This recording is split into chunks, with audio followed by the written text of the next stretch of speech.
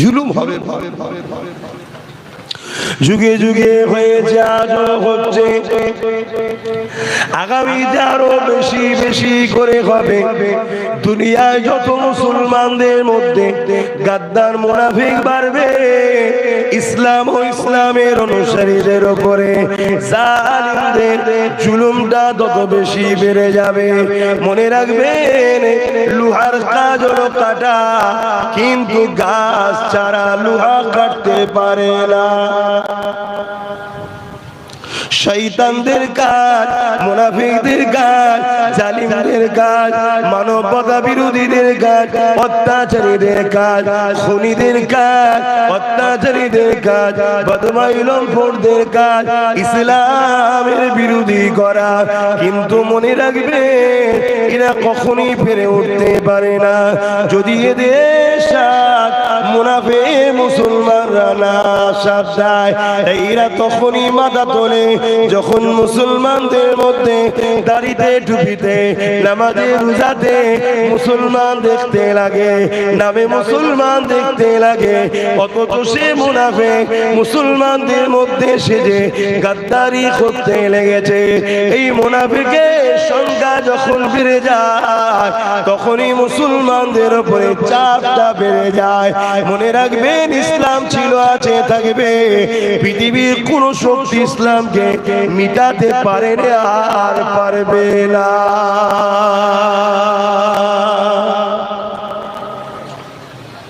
ফেরাউন তো বিরাট বড় রাজা ছিল, ইসলামকে মিটাতে চেয়েছিল, পেরেছিল? নমরুদ পৃথিবীর রাজা ছিল। আপনাদের কি ধারণা আমার নবী থেকে ইসলাম শুরু নাকি? ভাই আমার ওয়াজ ভাই অন্য সবার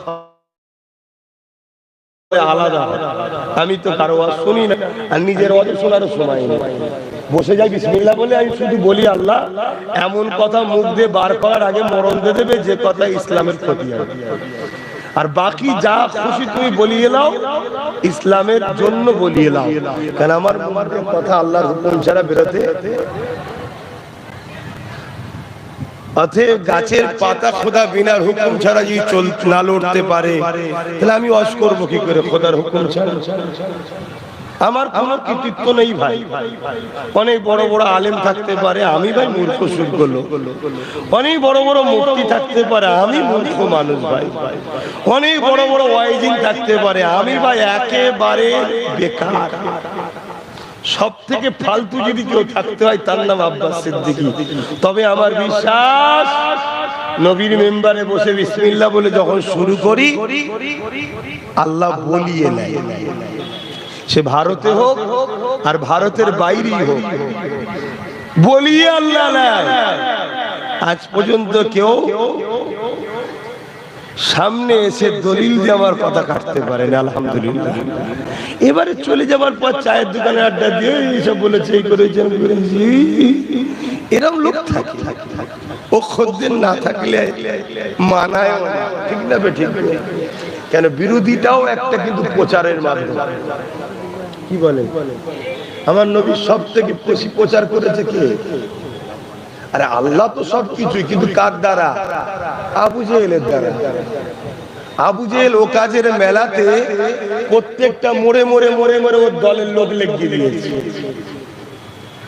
লাগিয়ে দিয়ে আবু জেহেল প্রচার করছে, সবাইকে বল, যারাই এসছে তাদের কি মোহাম্মদ রাসূলের বিরুদ্ধে বল। আর যারই শুনছে সেই বলছে, একবার চত দেখি কে মোহাম্মদ রাসূল চ। আর আমার নবীর কথা শুনে সব দিবানা হয়ে যাচ্ছে। জোরে বলুন সুবহানাল্লাহ। তাহলে আবু জেহেল আমার নবীর কতটা প্রচার করলো দেখলে? তাহলে আল্লাহ কি না পারে? ভরসা সেই আল্লাহর উপরে রাখতে হবে। ভরসা সেই আল্লাহর উপরে রাখতে হবে, এটা মাথায় রাখবেন। ঠান্ডা ঠান্ডা কি করব বলেন না ভাই? কখনো ঠান্ডা, কখনো গরম, সেলস হয়ে যাচ্ছে, কথা বলতে কষ্ট হচ্ছে। আর আপনারা এই কুরবানির পরে জলসা করেন, সব বাইরে থাকে, গোশ খেতে ঘরে আসে, ঘরে আসার আর সময় পায় না, কুরবানিতে ঘরে আসে। একটু ঠান্ডার সময় আসবি ভাই, একটু আদর আর কি করছি, মানে একটু আনন্দ করছি ভাই, ভাই খারাপ দিচ্ছেন না তো?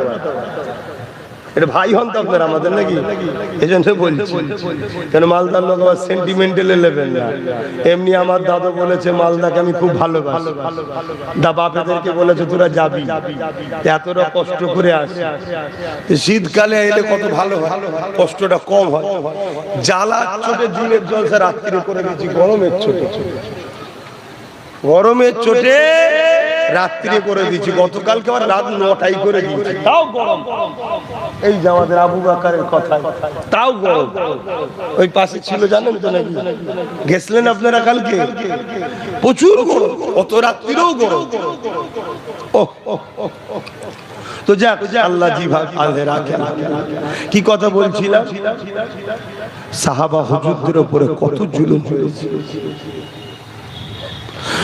আল্লাহ নবীর উপরও জুলুম হয়েছে। আল্লাহ নবী নায়ের কথা, হক কথা, সত্য কথা বলার জন্য আমার নবী পাক যখন নামাজে যেতেন, আমার নবী পাক যখন সিজদা যেতেন, আমার নবী পাকের পিঠের উপরে ভারী পচা দুম্বার ভরি চাপিয়ে দিত। এ যুবকের আমার নবী পাক এই অবস্থাতে সিজদায় পড়ে থাকতে, এমন একটা দিন গেছে আল্লাহ নবীর উপরে এত পচা দুম্বার ভরি চাপিয়ে দিয়েছে, নবী পাক পুরো পচা দুম্বার ভরিতে পুরো ঢাকা পড়ে গেছে। খাতুনে জান্নাত ফাতেমা আয-জাহরা রাদিয়াল্লাহু তাআলা আনহা আব্বা জানকে খুঁজতে লেগেছে, আমার রাসূলুল্লাহকে দেখতে পান না। যখন একটা জায়গায় অনেক পচা দুম্বার ভরি জড়ো করা রয়েছে, আম্মা জান বুঝতে, হযরতে খাতুনে জান্নাত বুঝতে পেরে গেছে এই জায়গায় হয়তো আমার আব্বা জান রয়েছে। কেননা জালিমরা প্রতিদিন আব্বা জানকে এখানে এমন করে ফুটে উপরে পচা দুম্বার ভরে চাপিয়ে দিয়ে থাকে। এই জন্য খাতুনে জান্নাত বড় কষ্ট করে ওই পচা দুম্বার ভরে গুলো সরালো, সরিয়ে দিবার পরে খাতুনে জান্নাত দেখতে লেগেছে আল্লাহ নবী সিজদা থেকে মাথা উঠাতে লেগেছে।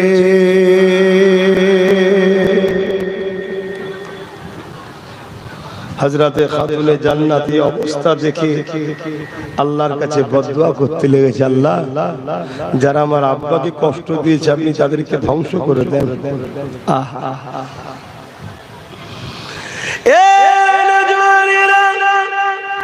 আল্লাহ নবী কত দয়ালু নবী দেখে, আল্লাহ নবী খাতুনে জান্নাতের মুখে হাতটা আস্তে করে দিয়ে মুখে মুখে হাতটা দিয়েছে। এ খলিজা টুকরি খাতুনে জান্নাত, আপনি বদদুয়া করবেন না, আপনার বদদুয়া আল্লাহ পাক কবুল করে নেবে। কেন আপনি আমার শরীরের টুকরা, আল্লাহ পাক যদি কবুল করে নেয় এদেরকে ধ্বংস করে দেবে। আমি রাসূলুল্লাহ যাদের জন্য দিন রাত কাঁদতেছে আল্লাহ পাক এদের উপরে আযাব গজব দিয়ে এদেরকে আল্লাহ পাক ধ্বংস করে দেবে। আমার কলিজা টুকরি খাতুনে জান্নাত বদদুয়া করবেন না। আমি রাসূলুল্লাহ দোয়া করি এরা যদি আমাকে চিনতে না পারে, এদের ছেলে ছেলে ছেলে একদিন আমি রাসূলুল্লাহকে চিনে ঈমানের কলেমা পড়ে আমি রাসূলুল্লাহ জন্য জান মাল কুরবান করে দেবে।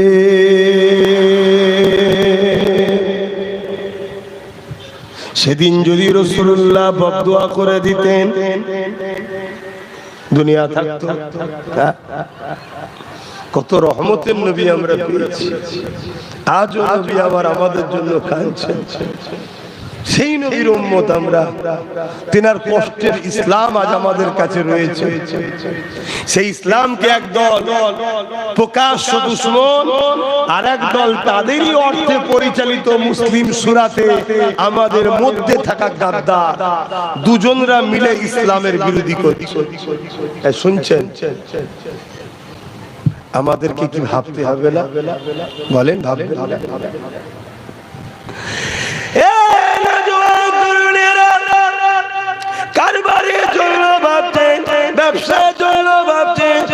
সংসারের জন্য ভাবছে, দুনিয়াদার নেতা লিডারের জন্য ভাবতে লেগেছে। যে নবী আমার সারা জীবন তোমার আমার জন্য কেঁদেছে, আজও রওজা মোবারকে কাঁদতেছে, সেই নবী পাকে রেখে যাওয়া কষ্টের ইসলামের জন্য কি ভাববেন না? আমার নবী পাকের জীবনে এমনও দিন যায়নি আল্লাহ নবী আমাদের জন্য কাঁদেনে। নবী আমার যখনই কেঁদেছে, আমার আপনার জন্য কেঁদেছে। এই যুবকেরা, তরুণেরা, বাপেরা, 1 তারিখে নবী আমার কাবা শরীফ তওয়াফ করতেছিলেন। ওই কাবা শরীফ তওয়াফ করতে করতে আল্লাহ নবী কাবা শরীফের সামনে সিজদায় পড়ে যে চোখের পানি ফেলে কাঁদতে লেগেছে। আমার রাসূলুল্লাহ কেন কাঁদেন সবই আল্লাহ জানে, কিন্তু জিবরাইলের মাধ্যমে আল্লাহ পাক আমাদের কাছে মেসেজকে পৌঁছাতে চেয়েছে। এই জিবরাইল আলাইহিস সালাম আল্লাহ পাক পাঠিয়ে দিলে, ও জিবরাইল দুনিয়া জমিনে যাও, আমার হাবিবকে যে জিজ্ঞাসা করো, আমার হাবিব কেন কাঁদে জিজ্ঞাসা করো। হযরত জিবরাইল আলাইহিস সালাম চলে আসলে আল্লাহ নবীকে সালাম দিলে, সালাম দিয়ে বলতে লাগলে, ইয়া রাসূলুল্লাহ, হাবিবাল্লাহ, আপনি কেন কাঁদতেছেন? এটা আল্লাহ পাক জিজ্ঞাসা করেছে। আল্লাহ নবী জানিয়ে দিয়েছিলেন, ও হযরত জিবরাইল রে, আমি রাসূলুল্লাহ কেন কাঁদি এটা আল্লাহ পাক জানে, তবে তোমাকে যখন জানাতে চেয়েছে, এ জিবরাইল শুনে দাও, আমি রাসূলুল্লাহ যখনই কেঁদেছি ওই কান্নাটা গুনাহগার উম্মতিদের জন্য কেঁদেছি। আরো জোরে বলুন সুবহান।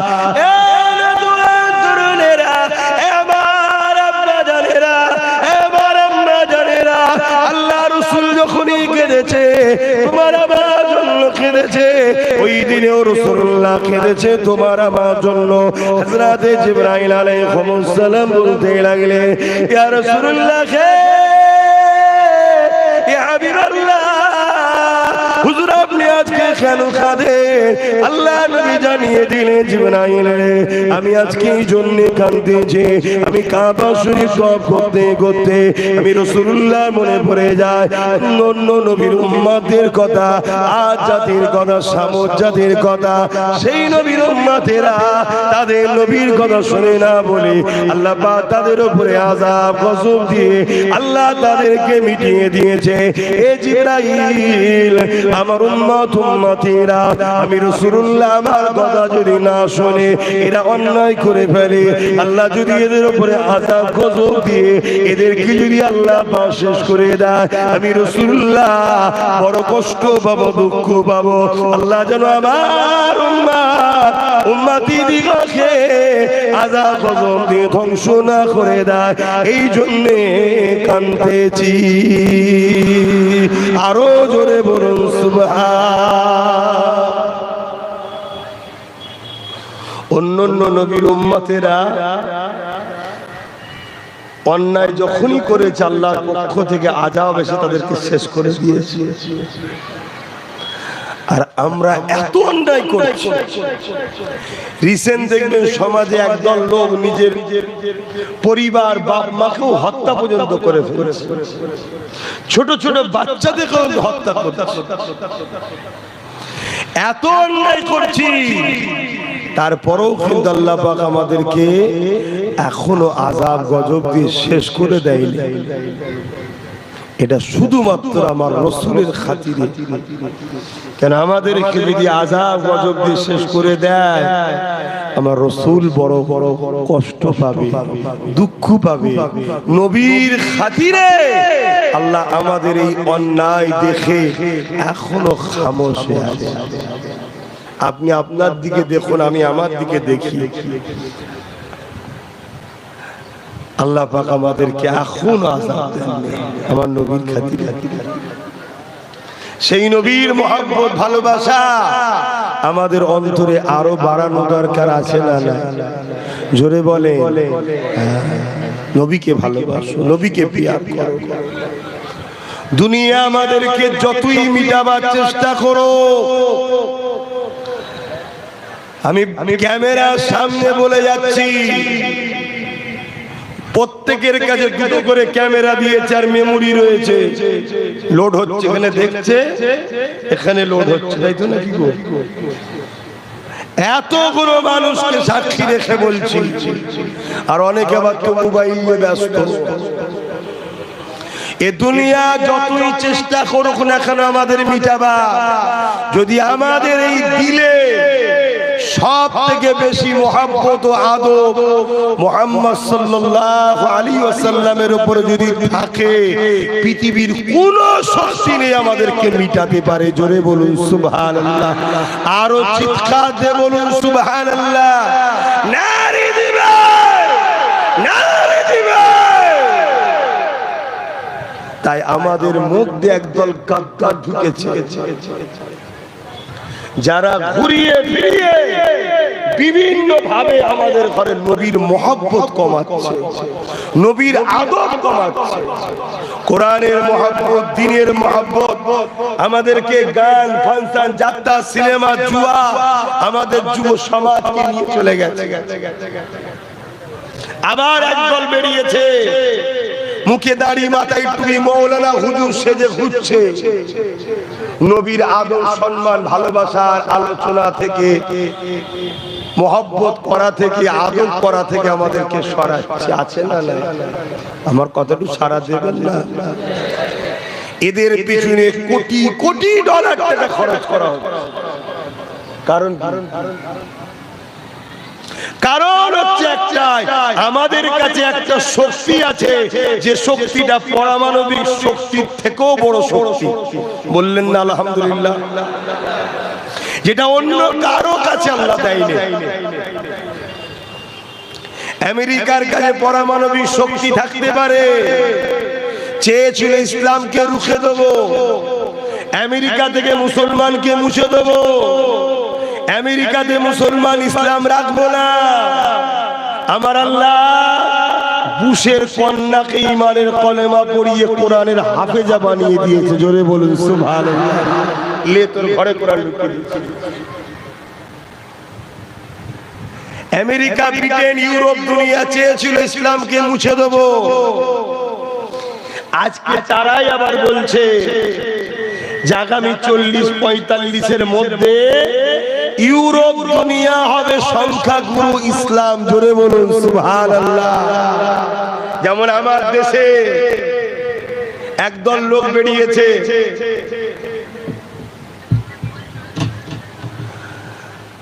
তারা এখন চাইছে ইসলামকে মুছে দেবো। শুনছেন তো নাকি? চাইছে না চাইছে? বলে না অনেক সময় মিডিয়ায় দেখেন, কোরআনকে ব্যান করা দরকার, ইসলামকে ব্যান করা দরকার। পাগল গুতেগারে, একটা ফুসকুড়ি হলে মিটাতে পারবি? আল্লাহ চুল কোনা দেবে, চুলকে চুলকেই মরে যাবে, ওষুধ খুঁজে পাবি। তারা আবার স্বপ্ন দেখছে ইসলাম মিটাবো। হ্যাঁ, আমাদের একটা প্রশ্ন আছে ভাই, আমরা বাঁচবো কিনা একটা প্রশ্ন আছে। কেন আমাদের কাছে ওই বললাম একটা পাওয়ার আছে, ওই পাওয়ারটাকে কাড়ার জন্য যারা প্রকাশ্য বলছে কোরআন মিটাবোই, আমার অদ বুঝছেন তো নাকি আপনারা? এই বুঝছেন তো নাকি? বেকার বকা হবে।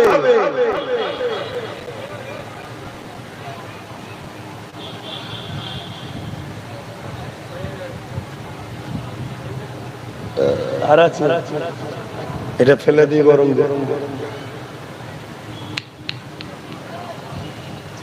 ভালো করে আমি আবার পেটের জ্বালাই মালাই চিনি, আমি কোন জায়গাতে পেটের জ্বালাই যাই না। আমার লক্ষ্য আমার নবীর উম্মতদেরকে দুনিয়া আখিরাতে বাঁচাবার চেষ্টা করা। এবার বাঁচবেন কি বাঁচবেন না ওটা আমার হাতে নেই, তবে আল্লাহ বলেছে কেউ যদি চেষ্টা করে আমি তাকে বাঁচাবো। আমার লক্ষ্য আপনাকে রাস্তা দেখানো, আমি চেষ্টা করছি। এজন্য দেখবেন আমার দুশমন অনেক, আমাকে প্রচুর মানুষ গালিগালাজ করে, আমার জলসাকে বন্ধ করার জন্য হাজারো ষড়যন্ত্র হয়। ভুল বলছি?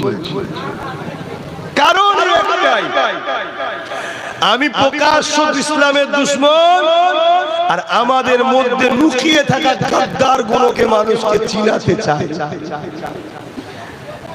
প্রকাশ্য দুশমন যত বড়ই সংখ্যা থাকে না কেন, আমাদেরকে মিটাতে পারবে না যদি ঘরের গাদ্দারকে আমরা চিনে যাই। বদরের সাহাবাদের সংখ্যা কত ছিল? বলুন বলুন, 313। আর প্রকাশ্য দুশমনদের সংখ্যা 1000-এর উপরে। অস্ত্র কাদের হাতে ছিল? 1000 যারা। তীর ঢাল কাদের হাতে? 1000 যারা। ঘোড়া উট হাতি কাদের দিকে? 1000 যারা। 313 জন গেছে খালি হাতে। কেন? উদ্দেশ্য ছিল সোলে করার, মীমাংসা করার, আলোচনা করার। আমি আছি মদিনায়, তুই আছিস মক্কায়, কেন আজ বেরিয়ে ঝগড়া করতে আসছিস? মক্কায় চলে যা, মদিনায় আমরা থাকি। এই আলোচনা করতে গিয়েছিল। হাজার সংখ্যা আবু জেহেল, তরোয়াল অস্ত্র হাতে আবু জেহেল। শয়তান লোক দেখে, অস্ত্র দেখে, ক্ষমতা দেখে, আর এদিকে 313 জন খালি হাতে দেখে আবু জেহেল ভাবলো এই সুযোগকে কাজে লাগাতে হবে, মোহাম্মদ রসুলকে ছাড়লে হবে না, এই সময়তেই শহীদ করতে হবে। কিন্তু জানে না 313 জনের অন্তরে একটা পাওয়ার আছে, যে পাওয়ার পৃথিবী কেন দুনিয়া আখিরাতের সমস্ত কিছুর উপরে ক্ষমতা রাখে। জোরে বলুন সুবহানাল্লাহ। ওই পাওয়ারটা কি? ওই ঈমানটা কি?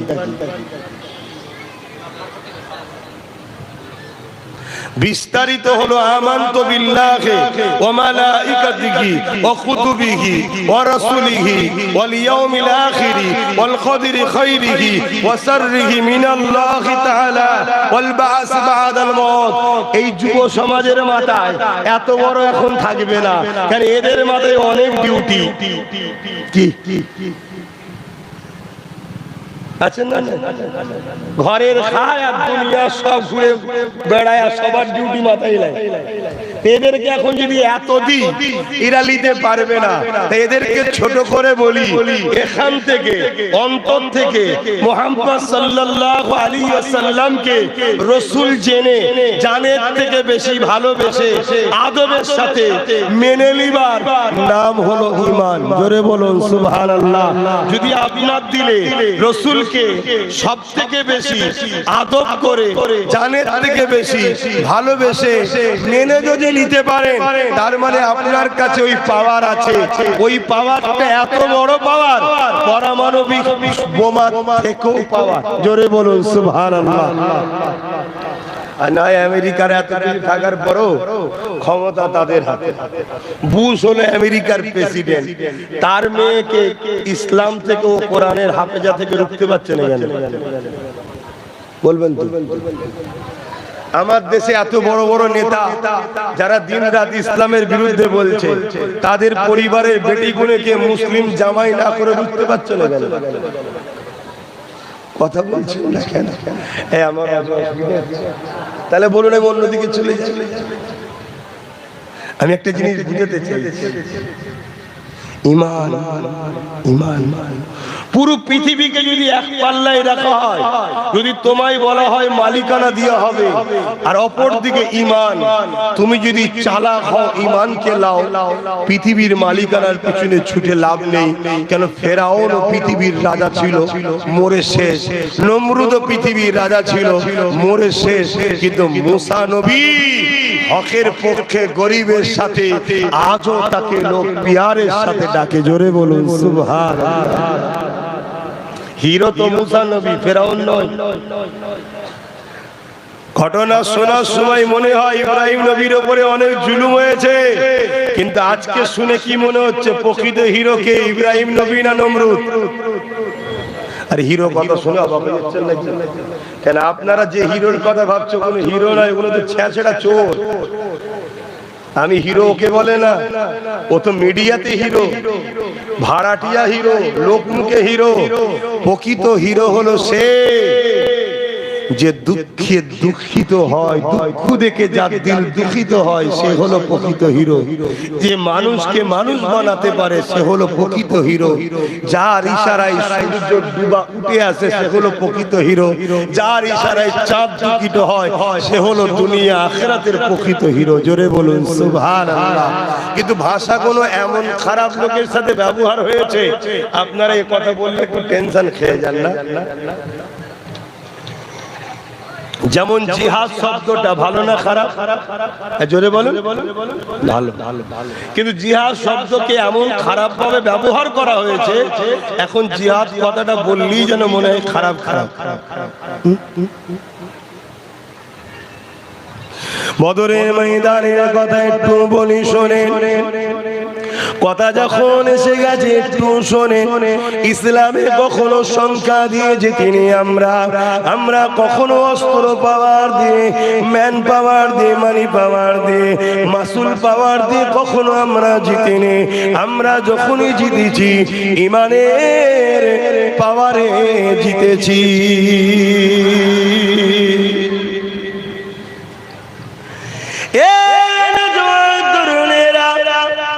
আল্লাহ নবী বদরের ময়দানে আল্লাহ নবী মদিনার সাহাবাদেরকে নিয়ে 313 জনকে নিয়ে বলতে লাগলেন, বাবারা তারা মক্কার জমিনে প্রবেশের আগে তাদেরকে রাস্তাতে রুখে দিতে হবে বাবা, তাদের সঙ্গে রাস্তায় শুনে করতে হবে, কেননা তারা বড় জালিম। তারা যদি মদিনায় এসে যায় মদিনার উপরে হামলা করে দেবে। তারা এত বড় জালিম, নারীদেরকেও ছাড়বে না, তারা বাচ্চাদেরকেও ছাড়বে না। আজ যেমন প্যালেস্টাইনের উপরে ইসরায়েলের নেতাগো পৃথিবী বিখ্যাত সন্ত্রাস, বাচ্চা ছেলেগুলোকেও ছাড়লো না। 45,000 বেগুনা বাচ্চাকে মেরে দিয়েছে। একটা 3 বছরের বাচ্চাকে ইসরায়েলের সেনারা 300-র উপরে গুলি চালিয়েছে।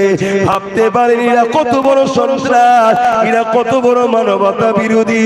অথচ পৃথিবীর মিডিয়া এদের হাতে, পৃথিবীর অস্ত্র এদের হাতে, পৃথিবীর রাজ ক্ষমতা এদের হাতে। এরা এত বড় সন্ত্রাসী করার পরও মিডিয়াতে ইসলামকে সন্ত্রাস ভাবে দেখানো হয়, ইসলামের বিরুদ্ধে কথা বলা হয়। এই যুবকেরা, তরুণেরা, এর জন্য দোষী হলো ইসলামের মুসলিম দেশগুলোর নেতারা। তারা হক কথা বলে না, আর আমরা মুসলমান আমরা হক পক্ষে দাঁড়িয়ে নাই। এই আসল পরিবর্তন হতে হবে। কারো বলে হতে পারে আমরা এই কোটি কত মানুষ এখানে দাঁড়িয়ে থেকে আমরা কি করতে পারি, আমরা কি করতে পারবো না পারবো জানি না। তবে এতটুকু জানি, ইব্রাহিম আলাইহিস সালামকে যখন নমরুদ আগুনে ফেলে দিয়েছিল, ওই সময় একটা গিরগিটি সে মুখে করে চোঁচে করে এমন করে মুখে করে ফু দিয়ে ইব্রাহিম নবীর আগুনকে ধরাবার চেষ্টা করছিল। গিরগিটির আগুনে কি আগুন বাড়বে? না না, বাড়বে না।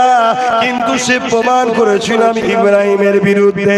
অপরদিকে একটা আজিনায় সে চোঁচে করে পানি নিয়েছে, ইব্রাহিম নবীর আগুনকে নিভাবার চেষ্টা করেছিল।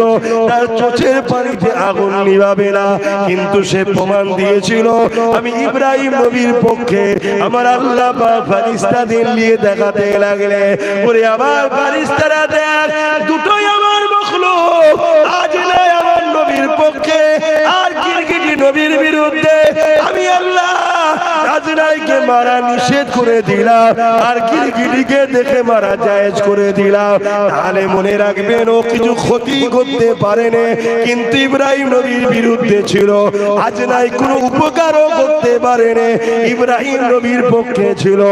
আজ আমরা মালদার গুটি কত লোক বসে এখান থেকে চিনলে কোনো উপকার করতে পারবো কি পারবো জানি না।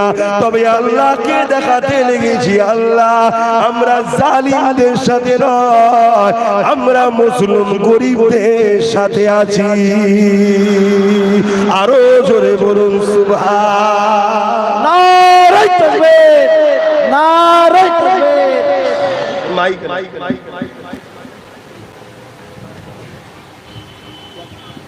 আমার কেন আমার কথা স্পষ্ট হচ্ছে না, আমি বুঝতে পারছি। আমাকে প্রচুর চাপ দেওয়ার করতে হচ্ছে। কোনো অসুবিধে নেই। হজ করতে করতে দম ফেটে মরে গেল, আমি জিন্দেগিকে ধন্য মনে করব যে আল্লাহর কথা নবীর কথা বলতে বলতে মরেছি। মরণ তো সেই হবে, কুকুর বিড়ালের মতো মরে কি আল্লাহ আল্লাহ আল্লাহ করতে করতে যদি মরণ হয়, এই মরণটাই তো জ্ঞান নাকি? হ্যাঁ, তোমরা মরবে না, সব বেটা তো মরবে। তাহলে কিন্তু তোমরা যদি বুঝতে না পারা, ধৈর্য না থাকে, তাহলে আমার নেই। তোমাদের যদি ধৈর্য থাকে, আমার যদি মুখ দিয়ে জান বেরিয়েও যায়, যতক্ষণ না বেরোবে ততক্ষণই বলবো, অসুবিধা নেই, আমার কোনো অসুবিধা নেই। কেন আমার বলে কিছুই চলে, দুটো হাতও আমার নয়, দুটো পাও আমার নয়, দুটো চোখও আমার নয়, দুটো কানও আমার নয়, এই জিন্দেগিটাও আমার নয়। যাকে এত ভালোবেসে আদর করে সব সময় সাথে রেখেছি জান, এটাও আমার নয়। হুকুম যেই আসবে, আমি কোন হালে আছি না আছি দেখবে না, কাপড় পরছে কি কাপড় খুলছে, খাচ্ছে কি ঘুমোচ্ছে, দৌড়াচ্ছে কি হাঁটছে, কিচ্ছু দেখবে না, শুট করে পালিয়ে চলে যাবে। বলবো তাহলে কি আমার এই দুটো হাত কি আমার? এটা আল্লাহ ব্যবহার করতে দিয়েছে। অতএব সেই আল্লাহকে ধরো, নবীকে মহব্বত করো, আদব করো। যুবক, তোমার আমার উপরে অনেক ডিউটি। তোমাকে আমাকে আল্লাহ এই জমিনের প্রতিনিধিত্ব করতে পাঠিয়েছে, আর তুমি আমি মদখোর, মাতালখোর, গেজাখোর, চোর, ডাকাত, বেঈমানদের পিছনে ঘুরে বেড়াচ্ছি। আমাদের হুঁশ নেই যে আল্লাহ কাজ দিয়ে তার কি করছে? বলো তো, তোমাকে একটা কোম্পানি কোনো কাজ দিয়েছে যে এই মালটা ওই জায়গায় পৌঁছে দিবি, তুমি পৌঁছে না দিয়ে এদিক ওদিক ঘুরে বেড়াচ্ছ, কোম্পানি তোমাকে মাইনে দেবে? তো দুনিয়ার যদি একটা লোক হয়ে কোম্পানি হয়ে তোমার মাইনে না দেয়, যে আল্লাহ ফ্রিতে দুটো হাত দিল, দুটো পা দিল, দুটো কান দিল, দুটো চোখ দিল, সেই আল্লাহ শুধু বললো অন্যায় করবি না, অন্যায়ের সাথ দিবি না, নাই কর, ন্যায়ের সঙ্গে সাথ দে, এতটুকু কাজ যদি আমরা করতে না পারি, তা আল্লাহ আমাদেরকে কেন রাখবে আর কেন জান্নাত দেবে? একটু বোঝো, কত কষ্ট করেছে আমার নবী। নবী যে তাকে বুঝাচ্ছে, আবু জেহেল এটা কেন করছো, তুমি জুলুম করছো কেন? মক্কা থেকে আমাকে চলে যেতে বলেছো, আল্লাহর হুকুমে তোমাদের অত্যাচার বেড়েছে, আল্লাহ হুকুম করেছে আমি ইয়াসরিবে চলে এসেছি, মদিনার মানুষ আমাকে নিয়ে খুশিতে আছে, তুমি আমার উপরে জুলুম করছো কেন? তুমি তোমার থাকো না। কিন্তু শয়তান দেখছে সংখ্যা মাত্র 313 জন। যেমন আজকাল কিছু শয়তান দেখছে মুসলমানের কোনো নেতা নেই, মুসলমানের কোনো সিএম নেই, মুসলমানের কোনো পিএম নেই, মুসলমানের কোনো ডিএম নেই, বিডিও নেই, উকিল নেই, জজ নেই, পুলিশ নেই, এই সুযোগ মুসলমানকে মেরে ফেলে। আমার দেশে ভাবছে না হবে না? হ্যাঁ, ওদের ঘোর কেটে যাবে, ওদের ঘোর কেটে যাবে যখন চিটে গুলো মারা হয়ে যাবার পর অরিজিনাল ইমানদারের গায়ে হাত পড়ে যাবে, আল্লাহ কাটিয়ে দেবে। শুনছেন না? শোনেন না? হ্যাঁ, ঘোর কেটে যাবে। বাপেরা, নওজোয়ান তরুণেরা, আবু জেহেল দেখতে লেগেছে এই সুযোগটাকে কোনোভাবে আচ্ছাড়া করা যাবে না। মুহাম্মদ রাসূল 313 জন নিয়ে এসেছে, খালি হাতে দাঁড়িয়ে আছে, আমাদের হাতে 1000-এর উপরে রয়েছে। এই আবু জেহেল বলতে লেগেছে, হে আব্দুল্লাহর বেটা মুহাম্মদ সাল্লাল্লাহু আলাইহি ওয়াসাল্লাম, ভাই আমাদের সঙ্গে যুদ্ধ করো, লড়াই করো, না হয় তোমরা আমাদের দলে চলে আসো, আমাদের কথা মেনে নাও। যুবকেরা, তরুণীরা, বাপেরা, আল্লাহ নবী সাহাবাদেরকে বলতে লাগলে, আবু জেহেলকে বুঝাতে লেগেছি। আবু জেহেল যখন বুঝতে চায় না, বাবারা তার দিকে তো যেতে পারবো না, কেননা সে অন্যায়ের পক্ষে, সে গরিবের জুলুমের পক্ষে, সে বেইনসাফির পক্ষে, সে নারীদের অধিকার হরণ করার পক্ষে, সে এতিমদের উপরে জুলুম করে, বিধবাদের উপরে জুলুম করে, সমাজের প্রজাদের উপরে জুলুম করে, সে এক আল্লাহ পাকের বিরুদ্ধে, তার পক্ষে তো যাওয়া যাবে রে বাবা। তাহলে সাহাবারা দ্বিতীয় জিনিসটা যখন বলেছে, আমার সঙ্গে তৈরি হও লড়াই করার জন্য, এ বাবা সাহাবারা তারা যখন চাইছে আমাদেরকে তো জানকে বাঁচাবার জন্য ডিফেন্সে যেতে হবে, আর যদি কেউ বলে হয় তোমরা ইসলাম ছেড়ে দাও, নাই আমাদের দিকে চলে আসো, নাই যুদ্ধের জন্য তৈরি হয়ে যাও, তাহলে আমাদের ঘরেও বলতে হবে, তোদের যখন ইচ্ছা যাচ্ছে আয় একবার লড়াইটা করেই দেখি, জনমের মতো মজাটা চাকাবার দরকার আছে। এই আমার রাসূলুল্লাহ বলে দিয়েছিলেন। এ বাবা সাহাবারা, আবু জেহেলকে একবার নয় দুবার নয় তিনবার বোঝালাম। ও যখন বুঝতে চাই রে বাবা, তাহলে একটু রেডি হয়ে যাও বাবা, কাতারটা দিয়ে দাও বাবা, যুদ্ধে নরকৌশলটা শিখিয়ে দিই বাবা। সাহাবারা বলতে লেগেছে, ইয়া রাসূলুল্লাহ হাবিবাল্লাহ, ওদের হাতে অস্ত্র রয়েছে, ওদের হাতে ঢাল আছে, ওরা খাঁটি ঘোড়ার পিঠে চেপে আছে। ইয়া রাসূলুল্লাহ হাবিবাল্লাহ, আমরা তো খালি হাতে রয়েছি, খালি পায়ে হেঁটে এসেছি। ইয়া রাসূলুল্লাহ, আমাদের তো কিছু নেই। আল্লাহ নবী বলেছিলেন, এ বাবা সাহাবারা, আমাদের কিছু থাকুক চাই না থাকুক, ওদের যা থাকে থাকুক গে যা, আমাদের সঙ্গে আমাদের আল্লাহ রয়েছে। আরো জোরে বলুন সুবহান। খাজুরের ডাল নাও বাবা, কি নিতে বলছে? খাজুরের ডাল। আর জালিমদের হাতে অস্ত্র। আজও অনেক মুসলমান বলে কি করব, ওদের পুলিশ আছে, ওদের এমএলএ আছে, ওদের সিএম আছে, ওদের পিএম আছে, ওদের ডিএম আছে, ওদের মিলিটারি আছে, ওদের অস্ত্র আছে, কি করব? এটা মুমিনের কাজ নয়। এ কথা তোমার ঈমান দুর্বলের প্রমাণ দিচ্ছে। আর তোমাকে এই দুর্বল ঈমান করেছে কারা জানো? একদল মোল্লা মৌলভী সাহেবরা। উদাহরণ দেবো, দেখো অনেকে বলে না, বেশি লাফালাফি করিস না, ও চলে আসবে, ও চলে আসবে, মানে ভয় দেখাচ্ছে। এই ভয় খেতে খেতে খেতে খেতে আমার জাতি এত ভীতু হয়ে গেছে, এত ভীতু হয়ে গেছে, বাপকে যদি সমাজের চোখের সামনে পাড়ার একটা ফুটো মস্তান যদি বাপকেও মারে, ছেলে চুপ করতে হচ্ছে। কেন? তুমি দুর্বল, তুমি একটা জ্যান্ত লাশ। তুমি বেঁচে থাকা আর না থাকার মধ্যে কোনো পার্থক্য নেই। তোমার মধ্যে যদি ঈমানের সেই পাওয়ার থাকতো, তোমার বাপের গায়ে যখন হাত তুলেছে তুমি আল্লাহু আকবার বলে ঝাঁপিয়ে পড়তে। পরে কি হবে না হবে পরের কথা। তুমি কেমন সন্তান? তোমার বাপের অপমান দেখছো, তোমার মায়ের অপমান দেখছো, তোমার বেটির অপমান দেখছো, আর তোমাদেরকে দুর্বল করেছে। তোমাদেরই মধ্যে একদল মুনাফিক আলেম উলামা আছে। তোমাদেরকে সালাউদ্দিন আইবি চিনাই নে, খালেদ বিন ওলীদ চিনাই নে, তোমাদেরকে বদরের কথা শোনাই নে, তোমাদেরকে ওমর ফারুকের কথা শোনাই নে। শুনছো তো নাকি? শুধু বলছে মোহাব্বত। কি করা যাবে, কি করা যাবে? এই কি গো অসুবিধা হচ্ছে? কোন হাওয়াতে আছেন কি জানি, এনেছে আপনার সিদ্দিকীকে। এভাবেরা নওজওয়ানেরা আল্লাহ নবী সাহাবাদেরকে কাঁটা দিয়ে দিলে, ওই কাঁটার দেখতে দেখতে নবী পাক দেখতে লেগেছে ওই কাঁটারের মধ্যে দুটো ছোট ছোট বাচ্চা রয়েছে। তারা পায়ের উপরে ডিঙি দিয়ে মাথাটাকে লম্বা করতে লেগেছে। কেন? নবী পাক মদিনা নববীতে ঘোষণা দিয়েছিল, পুরোরা যেতে পারবে না, নারীরা যেতে পারবে না, বাচ্চারা যেতে পারবে না। না জানি শয়তান আবু জেহেল যদি মীমাংসা না এসে লড়াইয়ে লেগে যায়, তাহলে তোমরা বয়স্করা যেতে হবে না, ঘরে থাকো। নারীদের যেতে হবে না, ঘরে থাকো। কেন? মায়েরা ইজ্জতওয়ালা সম্মানওয়ালা, তারা ঘরে থাকো। আর বাচ্চাদেরকে যেতে হবে না। কিন্তু এই দুটো বাচ্চা, ছোট ছোট বাচ্চা, তারা যখন ঘরে এসেছে ওই সময় মাকে জিজ্ঞাসা করতে লেগেছে, আম্মা জান, মদিনা সাহাবাদিওকে দেখতে পাচ্ছি না কেন?